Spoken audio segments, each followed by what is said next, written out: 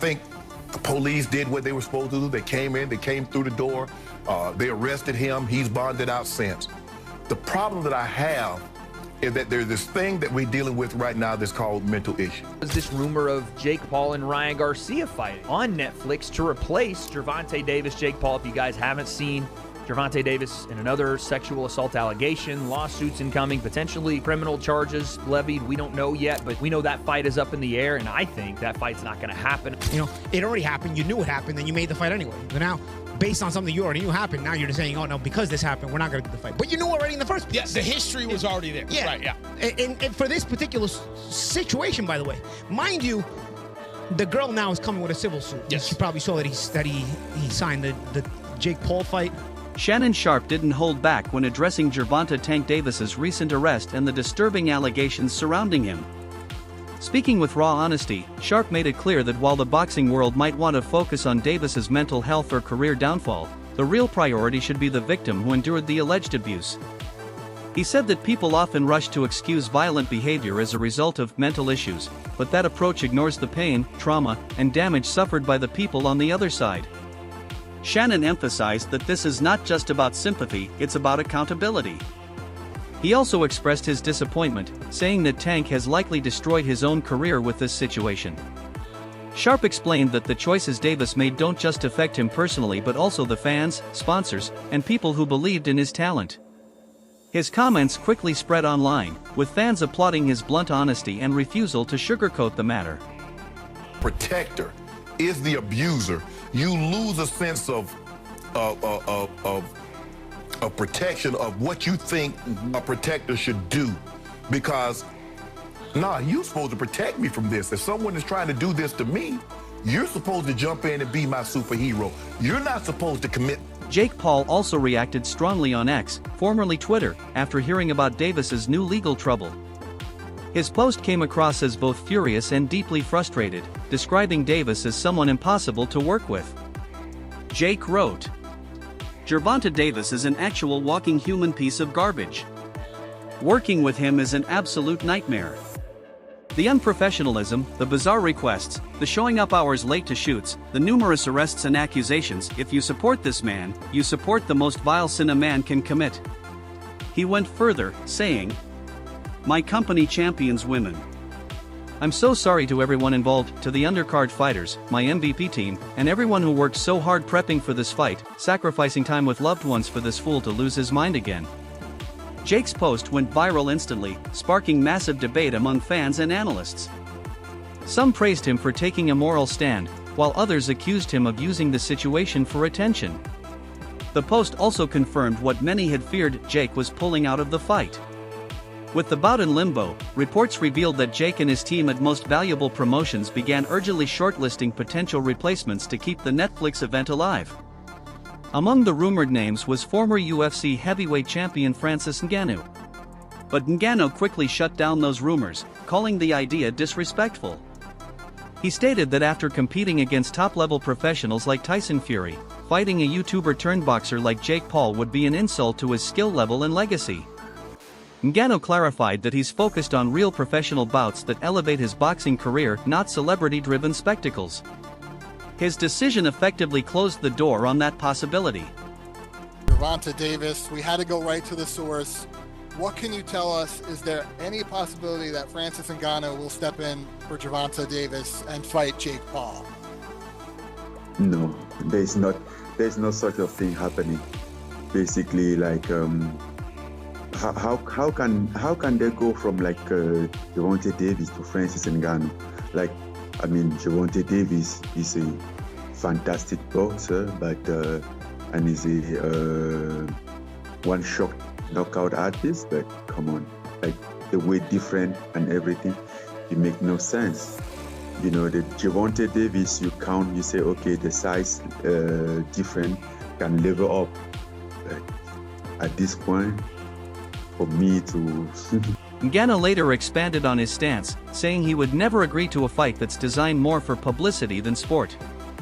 He explained that fighters should respect their craft and not turn combat sports into a circus for social media clicks. After facing Tyson Fury, he said, "Why would I go backward and fight someone like Jake Paul? That's not competition, that's theater.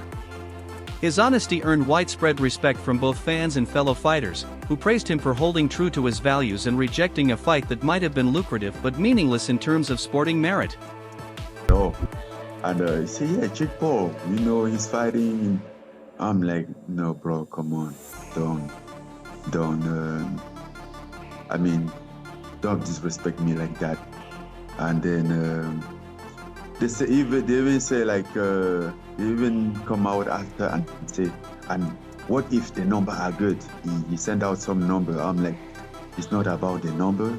If it was about the number, we could have started talk. I would have tell you, I'm not just interested. It makes no sense for me. It's not my what I'm looking at right now. So there is no dollar amount. It's more the opponent. The fight makes no sense. They could offer you $100 million and you wouldn't be interested. The fight made no sense. That's what I think. That's my position. And though I went back, With Gervonta Davis officially out of the picture, Jake Paul found himself in a difficult position, scrambling to find a credible replacement. One of the first names mentioned was Ryan Garcia, another popular young fighter. However, that idea quickly fell apart. Garcia is signed under Golden Boy Promotions, while Jake operates under his own banner with Netflix. The conflicting contracts, network rights, and promotional deals made the matchup nearly impossible to arrange. Moreover, Garcia's team reportedly showed no interest in participating in a Netflix-produced event. Jake's camp continues to look for an opponent with enough star power to keep fans excited, but the options remain limited. The combination of scheduling, promotional politics, and risk factors has made the entire situation far more complicated than anticipated.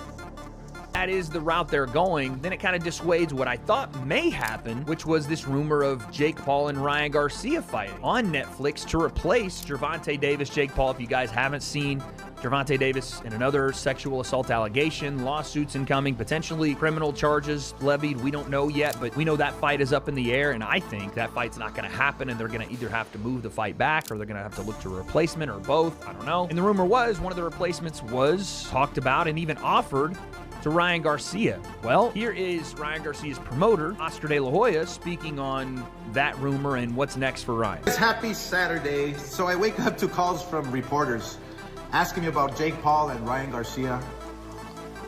Let me just tell you why this fight is not going to happen. Ryan Garcia fights for DAZN, and Jake Paul fights on Netflix. I mean, that's pretty much the bottom line. Golden Boy has a contract with DAZN. Ryan Garcia has a contract with Golden Boy. And that's just the way it is. I mean, this is business. You know, Ryan Garcia is probably going to rant saying, oh, you're keeping me from making money and this and that and fighting. No, you have to go by the law, by the rules. You have a contract with DAZN. You have a contract with Golden Boy. It just doesn't happen that way. So anyway, until next time, we'll see you Saturday for Virgil Ortiz. But again, Ryan Garcia's next fight will be announced by me, who he's fighting, and when he's fighting next. Cheers. It always seems like when Oscar decides to address something with Ryan Garcia, that he's not only addressing us, the people, that he's addressing Ryan Garcia. He's like, through us, telling Ryan, no, you're not fighting Jake Paul, no matter how much you want to fight. That's what it seems like, is like, no matter how much you want to fight Jake Paul, you're not fighting him. I don't even think that was meant for us. I think that was him telling Ryan.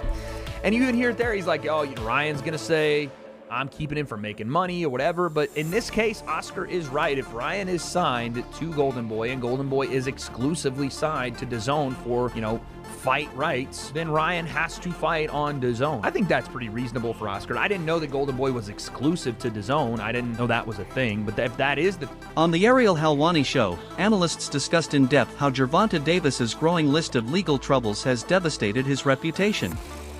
Ariel Helwani and his panel pointed out that this latest lawsuit came only 2 months after a previous case, showing that Davis's pattern of behavior is not an isolated incident. They agreed that the backlash has severely damaged his career, both professionally and publicly. Helwani also revealed that Netflix is reportedly hesitant to move forward with any event tied to a fighter under multiple investigations. For a platform preparing its first major boxing broadcast, associating with a controversial figure like Davis poses too much of a PR risk. This means Jake Paul must now urgently find a replacement to prevent the entire Netflix card from being cancelled, as millions of dollars and months of promotional work are already invested. Aggravated battery, false imprisonment, kidnapping, and intentional infliction of emotional distress. Lawsuit comes 2 months after Davis's previous domestic violence case was dropped by a different ex-girlfriend and the mother of 2 of the boxer's 3 children. I just think MVP is in the business of being the home of women, right? At this point, like, that's a huge part of their identity. What is their identity? It's Jake Paul and women's boxing. That's their identity right now. And they've done a phenomenal job for the women. And so how, with these allegations lingering and now coming to light 2 weeks before, how can you go through with it? And it sounds like they feel the same way. It's an impossible spot to be in. The only part I'd say is, like, you kind of know who this guy is ahead of time. Like, this is not exactly a shocking revelation like Tank Davis is. This is not the first rodeo. But I do think it's too close to the fight to really be, messing around here. Like, you got to figure out a new solution. And so there's been multiple reports regarding people that they've reached out to. Names like Ryan Garcia have been brought up. Terrence Crawford has been brought up. Francis Ngannou has been brought up. And Francis Ngannou spoke to TMZ today, and he did confirm that he was contacted. And the quote was, "How can they go from Gervonta Davis to Francis Ngannou? It makes no sense." He was like, quote, "We think about you to fight Jake." I'm like, what? Which Jake? Bro, come on, don't disrespect me like that. What the fuck is that? That might have been the most timely "what the F is that" of all time. What do you guys think about that stance from Francis? Because actually, there's a part of me that thinks, take the fight, you knock him out, you'll be like 65 pounds bigger than him, and it's a nice little feather in your cap. I think that was a great backup solution. I think Francis versus Jake is a great fight. If it goes all Compelling, according to too. plan, like he should theoretically get paid a bunch of money, knock out Jake Paul, and make off like a bandit. There is always the world where it goes awry. If he were to drop the fight to Jake Paul, that would Right, but I mean, you could literally say that about any fight. Are you just saying that the risk is greater than the reward? I don't think so. In my eyes, losing to Jake Paul is. MMA analyst Chael Sonnen later gave his take on the situation, openly questioning the reactions of Jake Paul's camp and the media. Sonnen argued that people are overreacting because Davis has not yet been found guilty. He explained that in the history of combat sports, fighters have often competed while facing legal problems, and fights still went on. According to Sonnen, Jake Paul is using the controversy as an excuse to back out of a dangerous fight. He said, "If every fighter waited for a perfectly clean background before stepping into the ring, we'd barely have a sport." Sonnen's comments sparked intense discussion online. Some fans agreed that the fight should have continued until proven otherwise, while others supported Netflix's and Jake's decision to distance themselves from Davis in light of the serious allegations. Tank has one job to do, which is to let anybody know that's listening that it doesn't make any difference, that boxing is a real sport. My skills versus your skills, of which I am an abundance of and of which you have none of. My life's commitment and dedication versus a second or third or fourth thought in the world of priority on your list. And I used to believe those things. Now, I go back far enough in MMA that I've had my eyes open a number of times. The fact that karate was so incredibly useless, or the fact that Jeet Kune Do was so incredibly useless, like, these were not things that I would have bet on when I was in high school. As a wrestler at that time, I would not have assumed that I would fare well in a fight against somebody that knew Kung Fu. We had all been falsely led through Hollywood. Not through competition, not through sport, not through understanding of the game, but just through Hollywood. We were told that those guys were the most dangerous guys. So, we then eventually get up to Conor McGregor versus Floyd Mayweather, which had a weight discrepancy, but it was very small. I mean, I watched them weigh in. I want to say it was like 8. Soon after, Rolando "Rolly" Romero entered the conversation, volunteering to replace Davis. He boldly posted online that he could be ready within a week to face Jake Paul, claiming he'd knock Jake out cold and put an end to the hype once and for all. Romero's challenge caught fire on social media. His confidence and brash attitude made him a trending topic overnight, and many fans supported the idea, saying his style and power could make for a thrilling fight. Although Jake Paul has not officially responded, Romero's offer reignited excitement and kept the boxing world buzzing about who might step in next. Man, I want to let everybody know I'm going to slap Jake Paul across his face because, first and foremost, man, I'm tired of this YouTube boxing stuff, man. I really am. I am more tired of this YouTube boxing stuff than everyone else, man. Oh, let's make this happen, bro. Bro, I'll be ready in a week. I'll be ready to slap Jake Paul across the face in a week. I will slap Jake Paul across his face. But who cares? I don't care. Roll over Jake Paul 2025, bro. I knocked out another YouTuber. I knocked out. Bro, Jake Paul gets knocked. However, some boxing analysts accused Jake Paul of being hypocritical in his criticism of Gervonta Davis. They pointed out that Davis's current case is a civil lawsuit, not a criminal conviction, meaning guilt has not been legally established. Furthermore, commentators reminded fans that Jake Paul himself has faced similar allegations in the past, involving accusations from a former girlfriend. Many questioned whether Jake's sudden moral outrage was genuine or just a public relations tactic to protect his brand and image. This sparked a major online debate, with fans divided between those who saw Jake's actions as responsible and others who viewed them as calculated. If I thought he did it twice and we forgave him for that and you got better, you seek help and etc., I can, I forgive him for it. Bruh. How you know Jake Paul didn't know that? Jake Paul knew. Jake Paul 100% September 19th, 2017, arrest warrant, first degree assault. September 14th, 2018, arrested in Washington, D.C. February 1st, 2020, Davis arrested on domestic assault. March 22nd, 2021, indicted on 14 counts allegedly causing a serious crash. December 27th, 2022, days before a fight, arrested and jailed in Florida, domestic battery. July 11th, 25, taken into custody following a battery charge. October 31st, 25, Davis was involved in a civil fight with his girlfriend. Shut up, Jake Paul. You knew what you was doing. He does not get this excuse whatsoever. Also, whenever you look at what Jake Paul has done since coming into the sport of boxing, he has been a champion for women in the sport. He has also been a champion of equal fighter pay and whatnot, right? All of these different things that he's done. He's gone to Dana White directly for trying to abolish the Muhammad Ali Act that helps out fighters get. He's gone to so many different people. He's an extremely knowledgeable person whenever it comes to the sport that he's hyper obsessed with and turned his career from a Disney star and a YouTuber into a boxer. He knew about these issues already. Correct. He knew that this was a farcical fight in the first place. Yeah. This is a 7-weight class difference in real boxing. No, absolutely not. It should not have been a fight that was happening in the first place. But even then, after all of these things going on right now, Jake Paul to sit there and act as if you are all high and mighty. Correct. And that I don't want to give this dude a platform to earn money.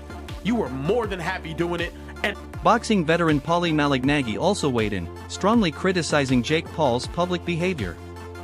He pointed out that everyone in the boxing world already knew about Gervonta Davis's past controversies, including disturbing viral videos, yet Jake still chose to sign the fight contract.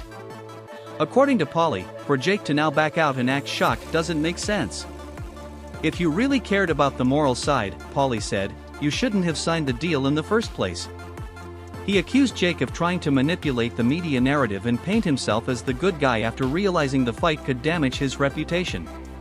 Paulie concluded that if Jake truly wanted to prove professionalism, he should have either stood by his commitment or never pursued the match at all. I don't know, it's like damn if you do, damn if you don't. He had already had this history, he's trying to be better, and this is something that had already happened in the past, right? I mean, this was already known when they signed Yeah, this he fight. wasn't arrested. He did this prior to this being signed, so you already knew this happened. it was regurgitated as a civil suit, but it was already something that everybody knew had happened in the past. So it's not like something new happened after he signed the fight. So that's what I don't understand, and that's why I don't want to see that. You know, I don't want to see that the kids still lose out on it that way for that reason. Because I don't know, to me it doesn't add up. You know, it already happened. You knew it happened, and you made the fight anyway. So now, based on something you already knew happened, now you're just saying, oh no, because this happened, we're not going to do the fight. But you knew already in the first place. Yes, the history was already there. Yeah, Right, yeah. And for this particular situation, by the way, mind you, the girl now is coming with a civil suit. Yes. She probably saw that he signed the. And that wraps up today's coverage of the rapidly evolving Gervonta Davis and Jake Paul saga. From Shannon Sharpe's blunt criticism to Francis Ngannou's rejection, and from Chael Sonnen's defense to Paulie Malignaggi's condemnation, the boxing world remains split. The fallout has not only put the Netflix event in jeopardy but also reignited debate about morality, publicity, and integrity in modern boxing. What do you think? Was Jake Paul right to pull out of the fight, or is he simply using this as a way to save his image? Drop your thoughts in the comments below and stay tuned for the next update on this unfolding drama.